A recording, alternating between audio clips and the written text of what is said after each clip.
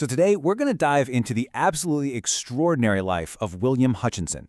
His story really is this powerful window into the human cost of conviction, and it shines a light on the incredible spirit of the Loyalists who helped forge the Canada we know today.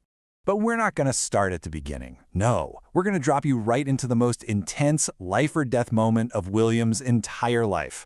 A moment where, honestly, survival seemed completely impossible.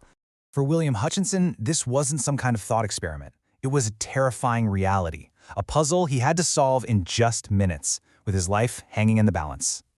So, picture this. It's the middle of the American Revolutionary War. William and 10 of his fellow soldiers are trapped. They've been hunted down, and now they're cornered in this old barn, massively outnumbered.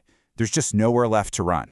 Their hiding spot is found, and in this just brutal display of what they called revolutionary justice, 10 of the 11 men are dragged out and hanged on the spot.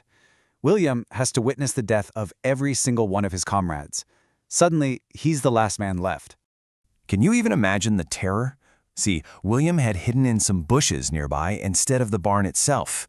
He lay there, frozen, as a sentry literally peered right into his hiding spot and said it'd be a fine place for a rebel to hide. Then he had to crawl, inch by painful inch, across a wide-open moonlit field. At one point, 2 guards were arguing so close he could have just reached out and touched their boots. He made it, but how on earth did he get here in the first place? To really understand that night, we've got to rewind. We need to get to the core of the belief that put William on this collision course with history. You know, before he was a soldier, crawling for his life, William Hutchinson was a true success story. He was a respected landowner, he had a wife, a big family. He had everything a person could want. So what happened? What went so wrong? His life was the definition of stability. Born and raised in New Jersey, married his sweetheart, and by 1774, he was a man of real means. But then, 1775 hits, the war breaks out, and he's staring down a choice that is going to completely tear his entire world apart. When the pressure came to join the revolutionary cause, William's answer was simple, and it was absolute. His motto, death before dishonor.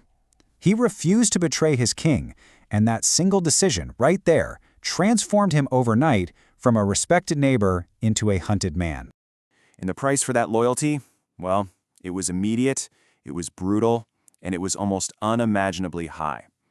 It cost him absolutely everything he had, and then a whole lot more. This wasn't just random anger. The persecution was systematic. His own neighbors, his former friends, they turned on him. They destroyed his farm, maiming his animals, burning his barns. Then, the state came in and legally confiscated all his property. And finally, an order went out, bring him in, dead or alive. But, losing your property, that's one thing. The human cost was just staggering. While William was forced to run and fight, his family was left behind to face total poverty and disease. His wife, Eleanor, and 6 of their 8 children died during the war, all because of the hardships they were forced to endure. After all of that tragedy, you might think a man would just break, but not William. His resolve never wavered. He joined the New Jersey Volunteers and served with honor for 7 long years, even rising to the rank of captain. He became legendary for his courage and his skill as a scout in that vicious, close-quarters fighting.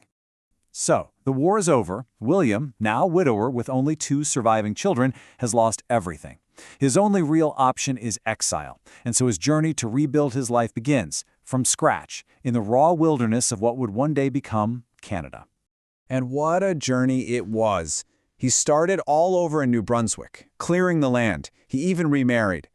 But then, after 14 years, he packs up his new, growing family and moves again, this time to Upper Canada. And there, through just sheer grit, he not only survives, he thrives, eventually becoming a respected judge and a leader in his new community. Now here's the part that just gets me. After all that death, all that loss and trauma, you'd think William Hutchinson would be a bitter, broken man. But he was the exact opposite. He became famous for his good humor, for his warmth, and for being the best storyteller around. There's this one famous story that just perfectly captures who he was. See, William chewed tobacco, a habit a fellow judge, Squire Backhouse, absolutely hated. So one day, in open court, Backhouse decides to give him a lecture, just really lays into him in front of everyone.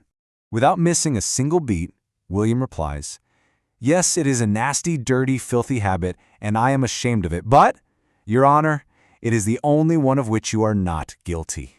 The entire courtroom just erupted. It was this perfect, witty comeback that was both self-deprecating and just devastatingly sharp. But fate wasn't quite done with William Hutchinson. It had one last, brutal test for his lifelong loyalty. A new war was on the horizon, and he would be called to serve his new country one last time. When the War of 1812 broke out, William was 67 years old. I mean, think about that. That's an age when most people are long, long retired. But when Canada was invaded by the very same country that had kicked him out, he didn't hesitate for a second. He went right to the front, and he took 3 of his sons with him. And this is where the story delivers its final, heartbreaking blow. At the Battle of the Thames, his son Alexander was killed. Alexander was the last surviving child from his first wife, Eleanor. The little boy who had survived the death of his mother and 6 siblings in the First American War died defending Canada in the Second. And yet, even after that, he endured.